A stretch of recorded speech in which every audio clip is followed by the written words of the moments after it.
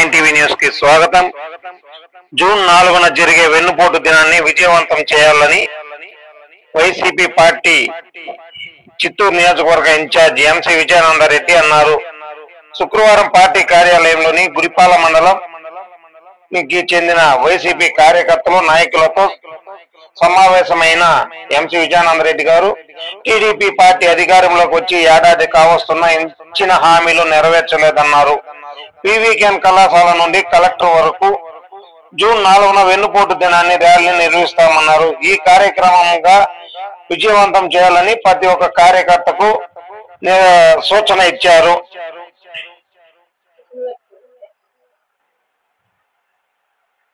మండలంలో ప్రారంభించాం. ఈ ప్రోగ్రాంకు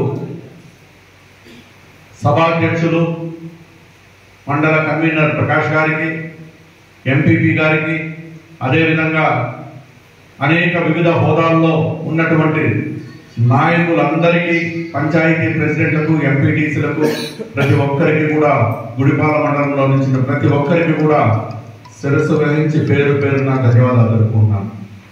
మొట్టమొదట గుడిపాల మండలంలో వాళ్ళని ఎందుకు ప్రోగ్రాముకు పెట్టాము అంటే, మీరు చూస్తే గుడిపాలకు వచ్చినప్పుడు నేను ఆ రోజు కూడా చెప్పాను, గుడికి పాలు ఎంత ప్రధానమో, పాలు లేని మొదట పూజ స్టార్ట్ కాదు.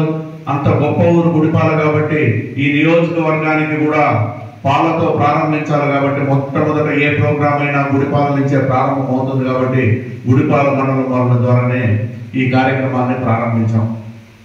అదేవిధంగా ఆంధ్రప్రదేశ్ చరిత్రలో ఎన్నడూ లేని విధంగా మొన్న కొన్ని ఇబ్బందులు ఎదుర్కొన్నాం. దాంట్లో భాగంగా ఈ పార్లమెంటు మొత్తానికి అన్ని మండలాల్లో కూడా మనం ఓటమి చవిచూసాం. అయినా జగన్మోహన్ రెడ్డి గారికి ప్రత్యేకంగా కనపడే విధంగా చిత్తూరు పార్లమెంటు మొత్తానికి ఇంత హవాలో కూడా వైఎస్ఆర్ కాంగ్రెస్ పార్టీకి బలాన్నిచ్చి మెజారిటీ ఇచ్చిన మండలం గుడిపాల మండలం. ఆయన దృష్టిలో ప్రత్యేకంగా ఈరోజు గుర్తుండిపోయే విధంగా ఈ గుడిపాల మండలానికి చోటు దక్కిందని కూడా నేను ఈ సభాముఖంగా తెలియజేసుకుంటున్నాను. ఎందుకంటే